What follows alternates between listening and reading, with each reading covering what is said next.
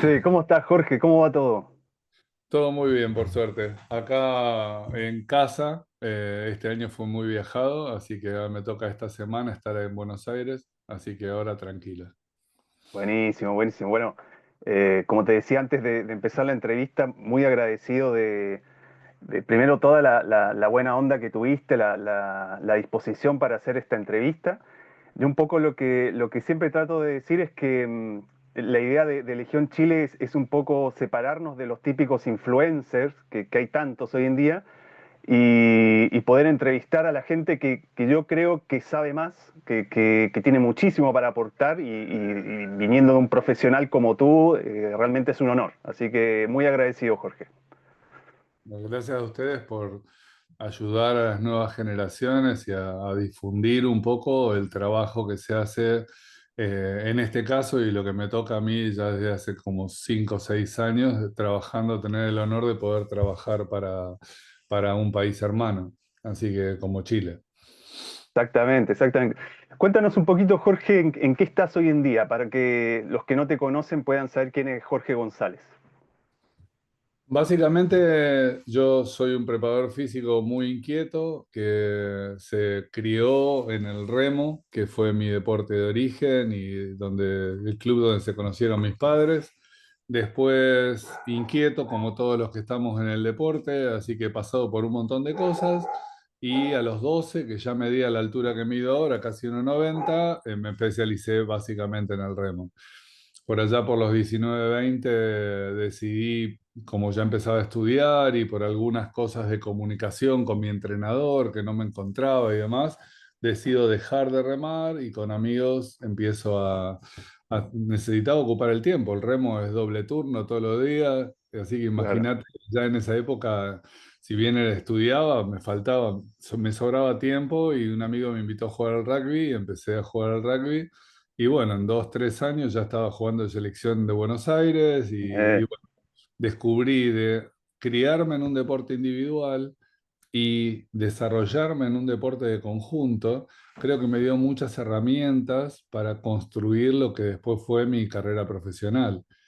claro. Entonces, cuando termino el profesorado en Argentina, el último año, tenemos la posibilidad de optar por 3 materias y una de las materias que opté me faltaba uno para completar una materia y me dice, ¿por qué no venís? Y qué sé yo, era una materia nueva llamada psicomotricidad. Mirá qué caso. Ok. Y justo un docente que venía de Francia, de formarse en psicomotricidad, y al fin y al cabo terminó siendo prácticamente mi carrera porque después la formación, no había formación académica de grado en Argentina, no había licenciaturas en Buenos Aires ni maestrías, así Claro. que de muy joven tomé mi primer selección nacional, que fue la de mi deporte, y bueno, acá estoy, después de 12 selecciones diferentes de distintos deportes. 7 ciclos olímpicos encima, más X cantidad de panamericanos con un montón de países. Así que creo que eso puedo ser yo hoy, que es lo que me apasiona, ¿no? Tremendo, tremendo, Jorge. Bueno, aprovechando toda la vasta experiencia que tienes, eh, a mí las entrevistas me gusta de repente agarrar como ciertos conceptos y ahondar en esos en base al profesional al que estoy entrevistando. En tu Ok. caso, me encantaría que ahondemos un poco porque yo sé que tú tienes procesos muy bien definidos y te ha tocado también estar con tantas selecciones y deportes. Entonces, para empezar, primero, hay una diferencia, dirías, bien grande en relación a cada deporte que te ha tocado hacer preparación física en relación al proceso. ¿Cambia mucho entre deportes o se sigue un poco el mismo parámetro?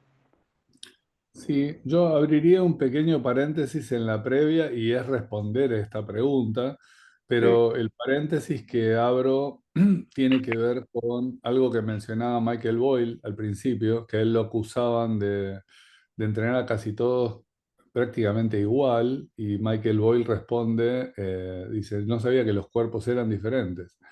Eh, entonces, indudablemente hay sutilidades en donde cada deporte tiene distintas determinantes que nosotros claro, debemos tener en cuenta para orientar la preparación y el acondicionamiento.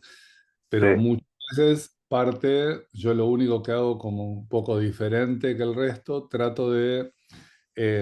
siempre me han tocado algunas selecciones juveniles, pero mayormente me han tocado selecciones mayores, pero por esta formación de psicomotricidad previa que te mencionaba, tengo como una obsesión y de hecho hice mi maestría en deporte infanto-juvenil. Entonces, ok, siempre me voy, llego al seleccionado y digo, ok, preséntenme por favor al preparador físico o al técnico del seleccionado juvenil. Entonces ujú, voy y le digo, che, mira, te propongo la posibilidad de lo mismo que voy a hacer con los adultos, poder evaluar de una manera adaptada y con evaluaciones específicas al juvenil.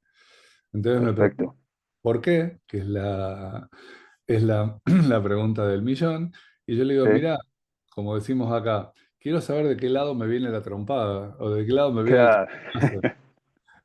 claro, Entonces, todos los deportes tienen sesgos a la hora de la preparación y a la hora de la especialización de esos jóvenes.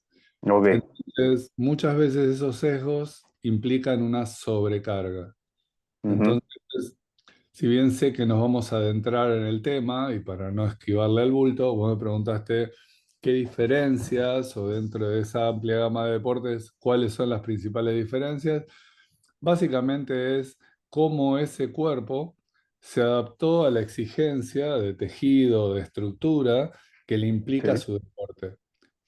ok, Entonces, la pregunta que siempre hacemos cuando llegamos al deporte es decir, ¿qué edad tenés? Básicamente. Entonces, por ahí, si yo te pregunto a vos, ¿qué edad tenés hoy? Te estoy preguntando. sí, 39. 39. ¿Y hiciste algún deporte en particular? Sí, fútbol, fútbol más que nada. Fútbol. ¿Y a qué edad empezaste a jugar?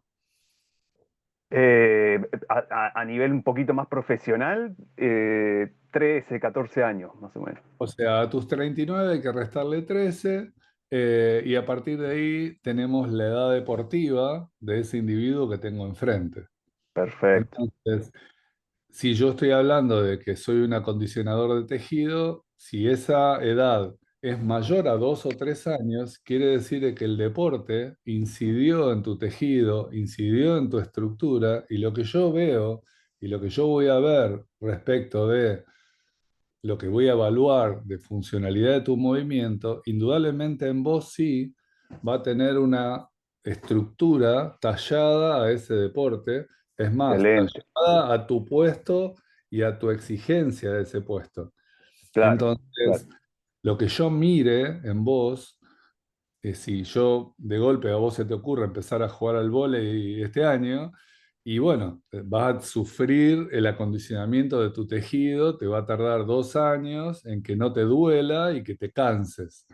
Y eso es un poco claro, lo que pasa con esto que yo digo, de dónde me viene el cachetazo. Son chicos jóvenes, hoy cada vez en los seleccionados son más jóvenes y cada vez tienen menos experiencia deportiva en el deporte específico. claro, claro. Así que bueno, Per- por ahí viene la cosa de cómo yo considero las sutilidades de las diferencias de cada deporte. Perfecto, perfecto. Jorge, y dentro de esto, bueno, me imagino con todos los años que tienes de experiencia, te ha tocado de repente algún gran desafío que te encontraste con algún equipo o atleta dentro de todo este proceso que tú siempre preparas, que haya sido como para recordar alguna anécdota que tengas por ese lado?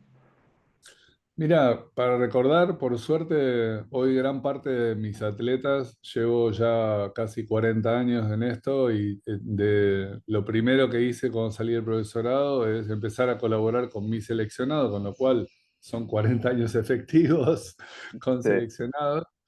Eh, Aunque tengo muy buenas historias con distintos deportes, distintas disciplinas. La verdad que he tenido la posibilidad de entrenar grandes atletas, eh, y desafíos. recuerdo hoy, así primariamente, todos han sido desafíos, pero por ejemplo, empezar con la escalada deportiva, que es algo que a mí me gustaba mucho y me gusta mucho, y que de Sí. golpe me pidan alguna colaboración respecto de ese grupo de selección.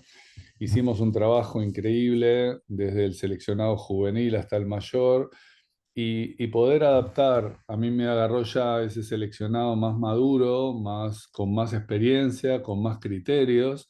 La verdad que fue un trabajo increíble porque los dos que me tocaron, el varón y la mujer, para entrenar ese primer Panamericano, desembocó en una experiencia increíble con el entrenador de los juveniles, Marvin, el entrenador de los mayores, también Tomás. Fue muy buena experiencia, pandemia mediante. A nosotros nos Ah, tocó ok.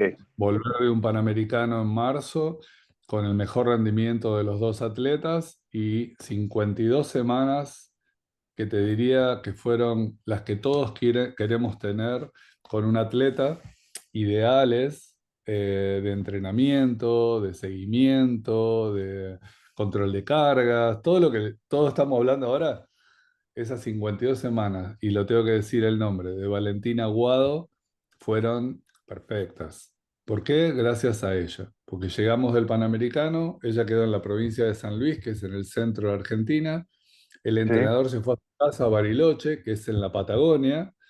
La ok. kinesióloga se quedó en Valencia y yo en Buenos Uf. Aires. O sea, tuvimos que ordenar un sistema para los 7 meses que en Argentina estuvimos encerrados, eh, Wow. con una provincia de San Luis que se puso la 10 de Maradona, ayudó a que todo esto salga bien. Valen que tenía su palestra en su casa y no tenía pesas, así que usábamos de pesa bolsas Lo de que bebida, viniera, claro, claro. la bebida isotónica más conocida, que nos mandaba de todo. Así que fue fantástico. Esa anécdota es Wow. increíble. Tremendo, tremendo. Y siguiendo eso, Jorge, ¿cómo, tomando de ejemplo tremendo escenario como fue volver a entrenar o entrenar dentro de la pandemia, cómo definirías tú un proceso eficiente de acondicionamiento físico? Teniendo tomo ese ejemplo porque me parece como el escenario más tremendo para realmente decir así se tienen que hacer las cosas para que sea eficiente. ¿Cómo lo definirías tú? Mira, una cosa que son esas cosas que mágicamente a uno se le cruzan, que tiene que ver un poco con la experiencia. Una de las Sí, primeras cosas que nos pasó, primero que nadie sabía cuánto tiempo íbamos a estar encerrados. Acá claro. en Argentina fue muy drástico. Eh, Ahora, después de cuánto, yo lo que enseguida me di cuenta es que nosotros teníamos un montón de objetivos primarios, secundarios y terciarios a cumplir respecto del Ok, rendimiento de los atletas. Y yo cuando quedé encerrado, como siempre tuve atletas en el interior o incluso en el exterior porque están de viaje, el Zoom, por ejemplo, no fue una novedad para mí. Era algo que yo estaba habituado porque ya hacíamos clases vía claro. online y yo siempre mandé planes online a todos los que estaban en todo el mundo dando vuelta. Entonces fue solo agregar mails a eso. Sí, Entonces el estructurar todo sobre procesos era mucho más sencillo. Esto que decía que se me prendió la lamparita es de no abandonar los ciclos de picos de carga. Entonces, ok. los atletas tenían que tener un pico de carga a determinada fecha. Ese pico de carga se ejecutó como podíamos. Entonces, con los atletas puntualmente hacíamos escaleras y teníamos una métrica de la escalera, de subir escaleras en la casa de estos atletas. Me estoy acordando de una, oportunamente, que tenía 12 pisos en su casa. Entonces, como teníamos la métrica, teníamos que salir a ganarle a esa métrica. Que al fin y al Perdón, cabo, Jorge, ¿y ellos te iban enviando como reportes de alguna forma de esto? realmente, sí, teníamos reportes permanentes. Después, en ese Ah, momento, mira, intenté con los escaladores, inventé un seteo. En esa época venía leyendo un libro de 1 por 20 ahora no recuerdo el autor. Entonces diseñé una prueba de todos los patrones motores que tenían que ok, hacerla por tiempo. Entonces hacía cada lunes, cuando empezaba el entrenamiento, hacían esa prueba y teníamos métricas por tiempo y eso me llevó a diseñar una prueba Mm, que le llamamos para atleta amateur, otra para atleta profesional y otra para elite, porque me iban superando perfecto. las etapas. Claro, Entonces, claro. los picos de carga, o los picos de que cada deporte tenía que tener, de alguna manera lo tuvimos, incluso con los triatletas que han hecho locuras de hacer un triatlón mismo en su casa, con una banda sostenida en una pileta corta, o cada uno hemos mantenido. Y en la escalada, por ejemplo, por tomar el mismo ejemplo, Valentina, que en ese momento hacía velocidad todavía, ella vino con 8 segundos 3, me acuerdo que subía a la palestra de escalada, ella volvió a tocar una palestra de escalada 52 semanas después, Ok. eh, hizo el mismo tiempo que el Wow, Panamericano.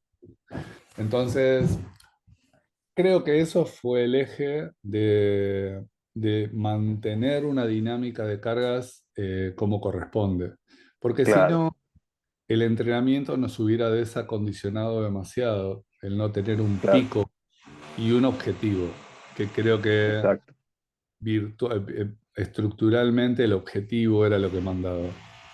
claro. Jorge, y cuando a ti te toca y te ha tocado empezar a planificar, sea con un atleta, sea con una persona común y corriente, ¿cuáles son los principales indicadores o variables que tú consideras indispensables como para empezar a trabajar? En general, los indicadores y lo que yo trato de lograr es que tenga una gran capacidad. Primero, obviamente, vamos a empezar por la que no voy a quedarme de escribir, que es su motivación, que es la primera capacidad y que a veces manda sobre las otras. Sí, Y después las otras dos capacidades es una capacidad de movimiento suficiente, con lo ok, cual las evaluaciones funcionales que realizo parten por esa parte de evaluar funcionalmente el movimiento y las posibilidades que tenga esa persona. Y seguro después vamos a hablar de esto, pero lo que estoy evaluando ahí no tiene intenciones de corregir, sino que tiene, salvo que el grueso de los deportistas de ese deporte, esta persona esté muy por debajo de la media de ese deporte. sí, Eh, ¿Por qué? Porque lo que estamos evaluando en la funcionalidad del individuo es su habilidad plena. Entonces, ok, yo soy profe de educación física, no soy kinesiólogo, no soy médico y no evalúo a personas con dolor o lesión. mm, Entonces, cuando yo planteo evaluar, sea FMS, DNS o la técnica que queramos utilizar, lo que vamos a ver ahí es la persona con su habilidad plena y no necesariamente alguien que corregir, como muchas veces se observa. Entonces, ujú, cuando empezamos a ver el FMS, bueno, me iría por la rama de esa evaluación. Me queda una sí, pata más, que es la capacidad funcional. Entonces, si hiciera falta, evaluar esa capacidad condicional que tenga específico ese deporte.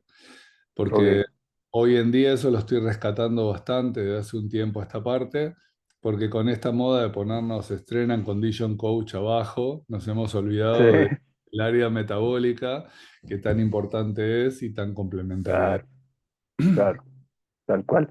Y siguiendo eso, ¿cuáles crees que vendrían a ser, quizá pongamos el punto en una persona quizá que lleva entrenando un tiempo, qué sé yo, pongamos, no sé, como deportes más de tipo CrossFit, cosas que se suelen hacer más seguido acá, como en las personas normales?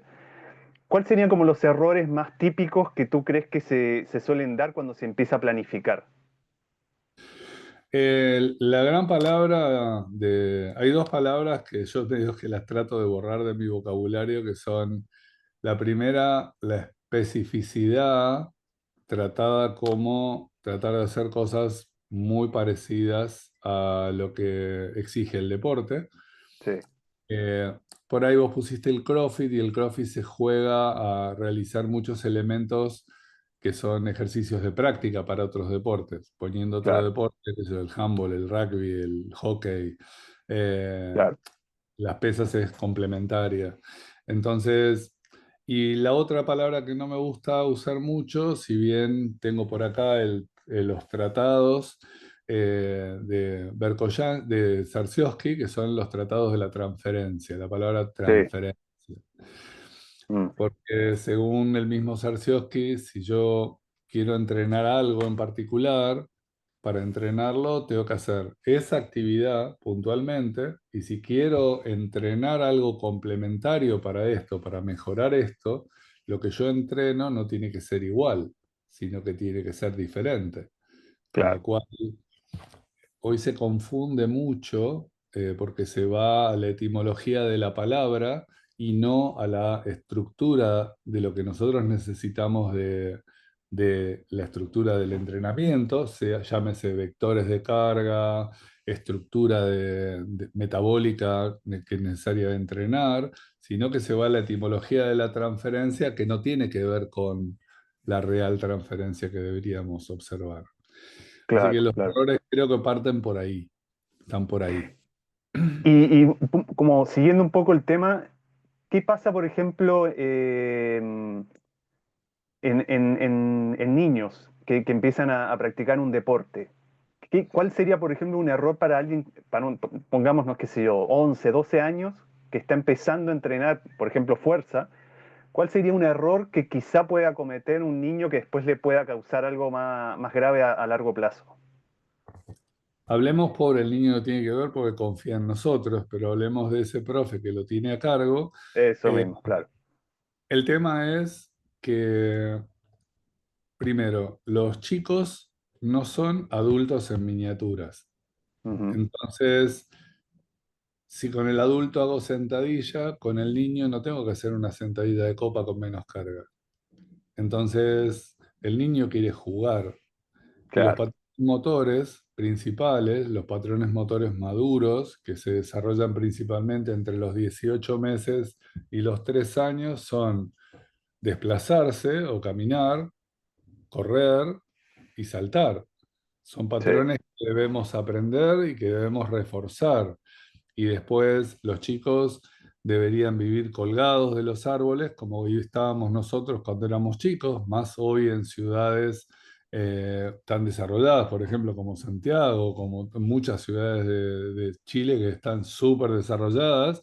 Decir, bueno, llevemos a nuestros hijos a colgarse haciendo escalada y que jueguen, que vayan a la plaza y que tengan elementos de práctica como teníamos cuando éramos chicos, que claro, toboganes, baja, cosas que impliquen que la cintura escapular y la cintura pélvica se desarrollen en todos los ejes y planos, más que trabajar con sobrecarga, que no está mal, o sea, que aprenda los fundamentos.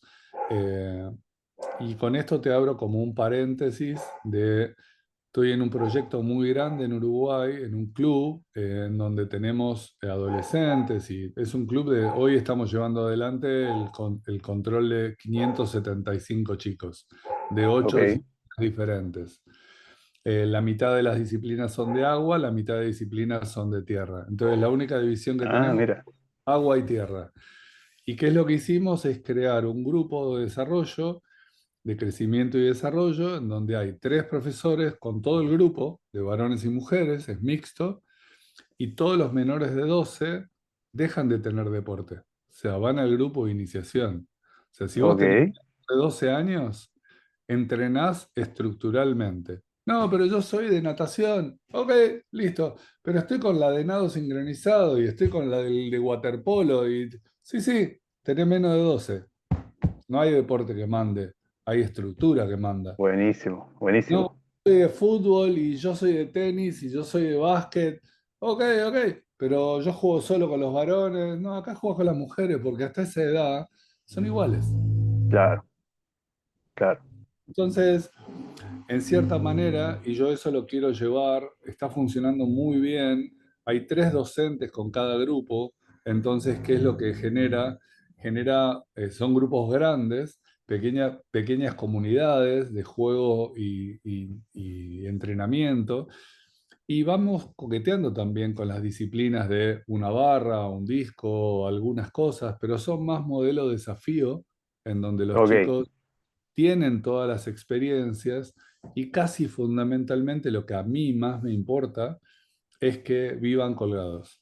O sea, claro. desde mi experiencia con la escalada, la verdad que me he dado cuenta que ese labrum que se va formando con el tiempo, ese tejido del hombro, es necesario para cualquier disciplina que los pibes vivan colgados. Me, Nunca más. me, me encanta, Jorge, porque siempre como que llegamos al concepto del movimiento. Al final, claro, como decías antes, es la base de todo. O sea, por ahí parte todo. Lo que me interesa mucho dentro de tu trabajo con deportistas de élite, ¿cómo, cómo juegan en una planificación, sea la fuerza, el movimiento, la resistencia, cómo juegan todos esos factores juntos para lograr un resultado que tampoco choquen entre sí? Mira, vos lo encuadraste en las primeras palabras que dijiste, porque vos dijiste alto rendimiento. El Sí, alto rendimiento es un club, que yo le digo el club de las excepciones, es un club muy chiquito en donde participa muy poca gente. No todo el deporte que vemos, por más que sea profesional, es alto rendimiento. Yo en mis 40 años, que han pasado muchísimos equipos y atletas, no llego con los dedos de la mano a tener los 5 deportistas que tuve realmente de alto rendimiento. ah, Con lo mira, cual, ese club de esos 5 son personas que hoy hay algunos que están en actividad y otros que ya dejaron hace mucho. Yo tengo un atleta tiene casi 50 años y es la misma persona que yo conocí cuando preparamos Atenas y es una persona con una conducta y una perfección profesional respecto a su disciplina que hasta el día de hoy la tiene y la ha sí. trasladado a su trabajo también. Mm, Pero yo creo que es muy importante en esas excepciones poder tener eh, las consideraciones de la necesidad de ese individuo de ese momento, porque eso cambia todos los años. Hoy tengo en el equipo americano 4 atletas, dos varones y 2 mujeres, que ya tienen un ciclo olímpico adentro. Las 2 chicas fueron finalistas en Río también. Eh, y tienen un montón de particularidades individuales relacionadas con el movimiento, que son donde nosotros estamos haciendo foco, más allá de lograr lógicamente un incremento en sus cualidades. ok, Quizás el deporte social, el que juega al rugby en el campeonato local o al fútbol en el campeonato de segunda o tercera o en el grupo de su barrio, en ellos sí, yo tengo que tener un pensamiento que más que nada, que lo grafiqué en esa idea que tuve para estudiar, que fue las familias de la fuerza, el balancear las acciones de práctica. ok, Porque para hacer las mismas acciones de práctica está el deporte y muchas sí, veces el deporte también se sobreentrena, con lo cual las, los vectores y planos y ejes de carga de esos individuos están sobrecargados para que yo encima le agregue una carga adicional en mm, la preparación física. Entonces, yo parto por balancear las acciones, eso genera una salud estructural mucho más grande y encontré que avanzando sobre esos ejes y sin abandonar el acondicionamiento, yo tengo un atleta mucho más longevo, lo puedo mantener mucho más en acción y sin consecuencias. claro, claro, claro, no lo terminas quemando al final de tanto, claro. Siguiendo eso, Jorge, ¿qué avances tú has visto con los años, a modo científico, tecnológico, que han cambiado un poco esa forma de entrenar en los atletas? Yo creo que lo más importante y que es como el nuevo paradigma, fuera de todos los aparatitos que hoy hay para controlar las evaluaciones, sí lo que nos ha aportado mucho y yo creo que va a ser el deporte del futuro. Yo hoy tengo puesta una banda que es bueno, podemos decir la marca, que es Goop. Sí, Hoy hay anillos también, que por ahí los veo medio poco prácticos porque hay que sacárselos para la competencia. Esto no hace falta y aparte de esto podés ponértelo si es una chica en el corpiño, si es un varón en el short, depende del diploma, el deporte. Y claro. me permite esto poder controlar con mis atletas. Yo lo uso porque entreno todavía todos los días y quedo expuesto ante mis atletas. Entonces mis atletas, Mm. aparte de cargarme a mí, porque ya estoy viejo y ya no tengo el rendimiento de antes, pero eso hace de que yo no tenga que molestarlos haciéndole una encuesta de cómo se siente, de cómo durmió, de cómo comió, porque todo lo registran. Hoy los Claro, chicos claro. todos están enganchados con su teléfono y con su historia. Y fue la mejor manera de encontrar una dinámica que me permita tener la historia de ese atleta expuesta.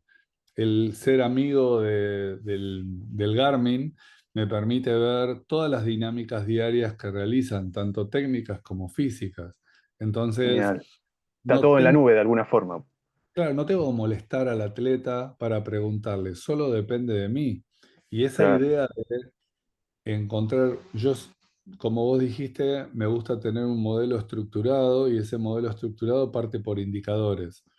Ujú. Ahora estoy corrigiendo un paper que presenté para un congreso que habla sobre indicadores. En toda mi experiencia con la natación olímpica, lo que hice fue, siempre la pregunta nuestra es, ¿lo que yo hago en el gimnasio impacta positivamente en la natación? Esa fue mi pregunta original. Sí, Entonces tomé la experiencia que tengo documentada de una fondista que clasificó a Tokio con marca A en ¿Mm? 3 pruebas y que fue 3 medallas de oro en el Panamericano de Lima. Esa fondista, tengo toda la documentación del 2019, que tomé un año como referencia, y con ella lo que yo aprendí con un entrenador australiano fue encontrar cuál es el indicador en la piscina. Competía contra Kovrich, que es la Sí, chilena sí, sí. 500. Entonces, ¿qué es lo que yo encontré? Que integré varias cosas. Una, integré el control de cargas a través del CMJ, como es común, todos lo conocen, Sí, pero lo integré solamente el día de trabajo de vector vertical. Nosotros teníamos, ella competía en 1500 como coverage, o sea, son 30 piletas, con lo cual se tira una vez al agua y tiene que empujar 29 paredes. Entonces eso me daba un ok. número que era 30 repeticiones. Entonces yo dije, bueno, si me da 30 repeticiones y me puedo ir a la sesión principal del vector vertical, llámese sentadilla, yo tengo que imponerme que el día de sentadilla principal no puedo hacer más de 30 repeticiones totales. Me tengo que arreglar. Perfecto. Entonces convencí al atleta de decirle, nosotros vamos a empujarnos 30 veces como vos lo haces en el agua. Y una de las pruebas que suele hacerse una vez por mes en la pileta Sí, es el 1500 cortado, se llama, o sea, son 15 pasadas de 100 metros.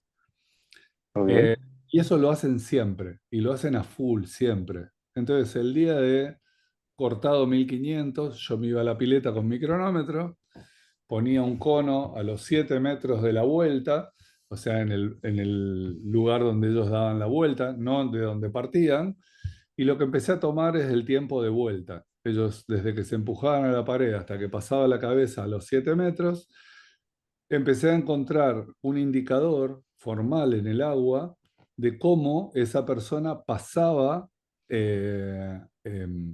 por esa vuelta. Si ese Sí, indicador mejoraba, quería decir de que mi trabajo en el gimnasio estaba teniendo un eco directamente claro. de competencia. Entonces, y en los indicadores del CMJ del gimnasio tenían que ir en función de lo que yo había planificado de acuerdo a los bloques, si era un bloque de construcción, de acumulación, los bloques normales. Así Perfecto. que ese es el paper que estoy preparando, pero encontré con esa dinámica que es lo que nos permitió esta modernidad, los indicadores, los controles de carga.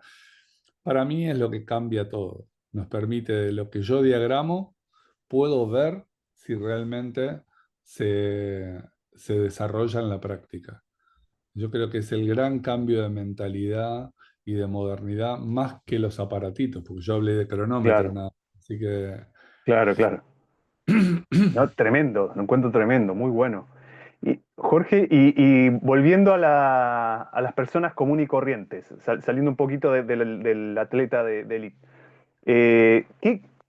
¿qué hábitos o principios podríamos rescatar del alto rendimiento que se podría aplicar a ir al gimnasio o a un deporte recreacional?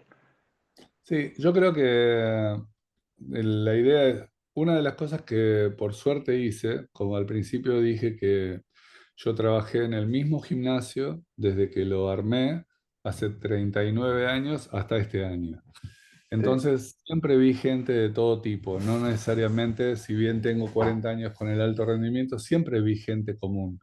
Y organicé dos consultorios de movimiento en Buenos Aires y siempre pude evaluar a todo el que quería venir a verme. Entonces, no me ok, hizo sesgarme solo al alto rendimiento. Yo sí. creo que de la alta competencia no hay mucho para llevar a la gente común que quiere Por un tema de entrenar. salud, ¿no? Por un tema de salud y por un tema, como dije antes, el alto rendimiento es el club de las excepciones. Mm, Entonces, y en general el alto rendimiento es atletas que ya vienen con una carga muy grande y con muchas lesiones preexistentes y con mm, mucha carga. Quizás sí, eso está mejorando porque al las nuevas generaciones conocer mejor las métricas y tener todos estos aparatitos hacen de que no lastimemos a nuestros atletas.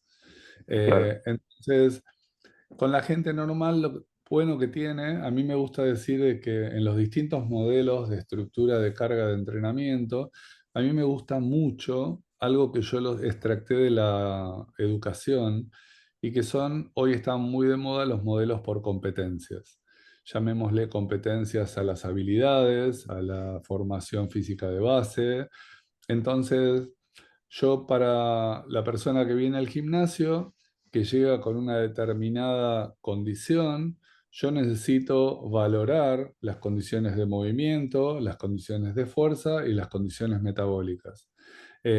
Y una vez que tengo esa valoración, que todos tenemos, la pelota esa es más grande, más chica, depende de cada uno, Sí, esa persona tiene un sueño o tiene un objetivo, ya sea sentirse bien o ya sea sentirse mejor en el deporte que practique. Entonces, orientar esa dinámica hacia la dinámica que él quiere, lo primero que tenemos que hacer es explicarles lo que le va a llevar adelante. Si tiene mucho por modificar en función de ese objetivo, ser realistas y explicarle cuáles son los pasos y claro, dividir en competencias cuáles son los pasos que vamos a ir alcanzando para un logro saludable siempre de ese rendimiento. Y como perfecto. decía que hacía con mis atletas en pandemia, establecer hitos de logros, porque si no nos Ujú, perdemos en el entrenamiento. Lo que pasa en el gimnasio normal es que al no establecer picos de rendimiento o término de decir, che, vamos a buscar alcanzar este logro, nos perdemos en la relación personal, que puede ser muy buena siempre, muy amena, el que te cuente cosas y demás, pero nos olvidamos del rendimiento. claro, claro. Entonces, esa persona se adapta, es light, sigue viniendo al gimnasio por la onda del profe, pero el rendimiento que buscaba quedó perdido en el medio del camino. Es como el Entonces, concepto de la diferencia entre realizar actividad física y entrenar, ¿no es cierto? Como que al tal, final, claro, si uno puede hacer actividad física, pero si no hay como dices tú, si no hay como un propósito, un orden, no estamos entrenando al final.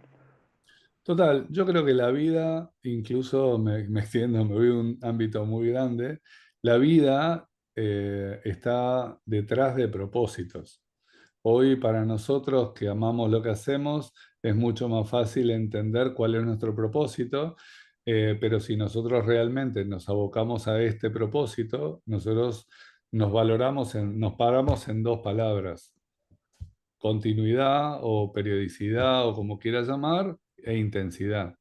Entonces, volumen y carga son nuestras herramientas principales, nuestra mano Claro, derecha y mano izquierda.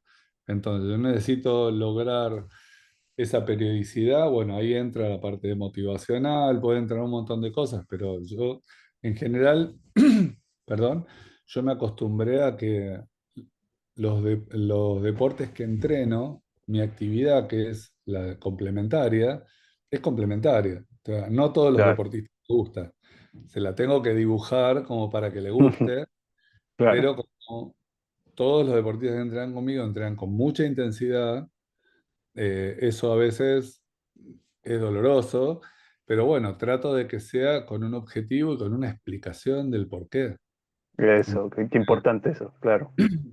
El porqué, lo decía, hay un libro muy interesante que se llama Empezar por el porqué, de Simon Sinek. Necesita entender el porqué. Si Claro, entiende el deportista el por qué estoy haciendo las cosas, es como darle la llave de la casa. Él sabe cómo entrar, sabe dónde hacer fuerza, sabe dónde no. Esa es un poco mi mirada, ¿no? perfecto. Bueno, Jorge, para ir cerrando, bueno, un montón de conceptos que encuentro buenísimos y ahí vamos a ir rescatando algunos para hacer algunos reels ahí bien buenos. Una pregunta que le hago a todos los invitados, supongamos que podemos viajar en el tiempo y te encuentras con el Jorge que estaba recién empezando con toda esta carrera, pongamos, qué sé yo, el Jorge de, que sea 16, 18 años. ¿Qué consejo le daría el Jorge de ahora a ese Jorge que está recién empezando? Según todo lo Bueno, que ya has aprendido. la verdad que, que yo no cambiaría por suerte nada de lo que yo he hecho, porque todo me sirvió para llegar a ser el Jorge que soy hoy, ¿no? Ok, Eh, eh, un poco, a mí me gusta mucho el estoicismo hoy y me gusta mucho esta mirada de esa dualidad que planteaba Epicuro de eh, qué cosas poder mejorar de uno. Y por ahí sí le diría a ese Jorge de 16, 18, 19, que hay cosas que podemos, esta teoría dual que plantea el Epicuro es, por un lado hay cosas que nos pasan y por el otro lado, nosotros somos lo que hacemos con las cosas que nos pasan.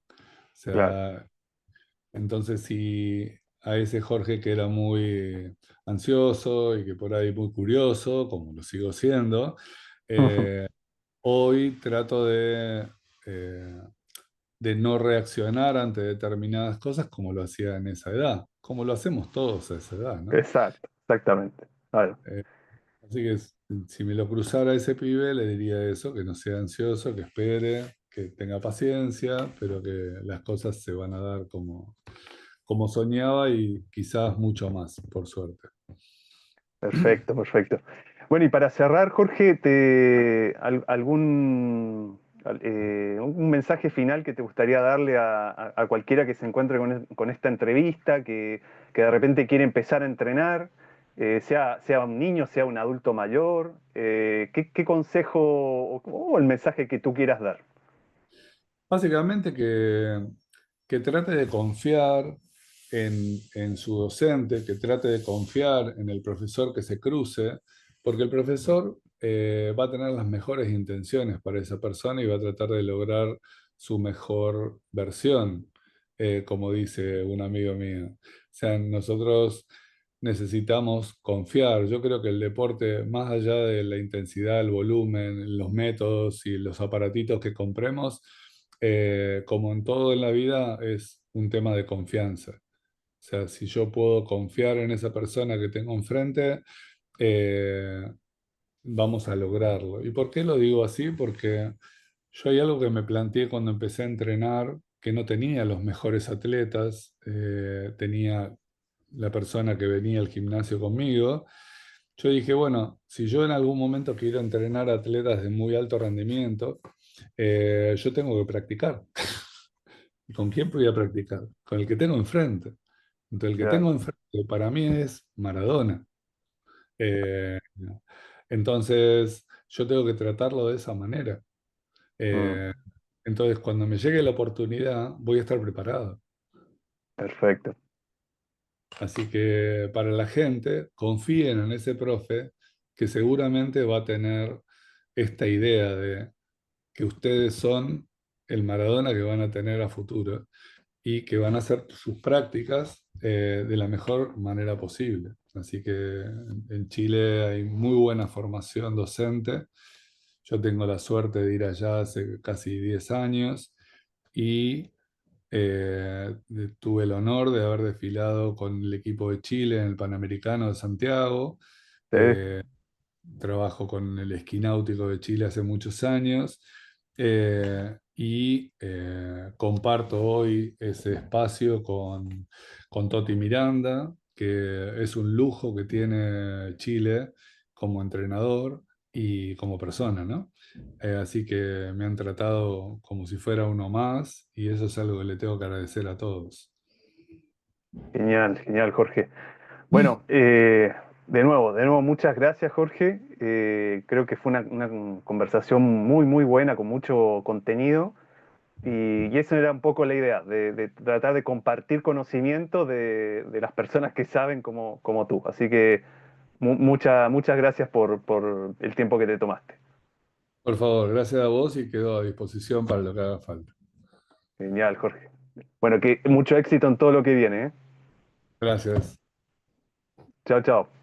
Gracias a todos.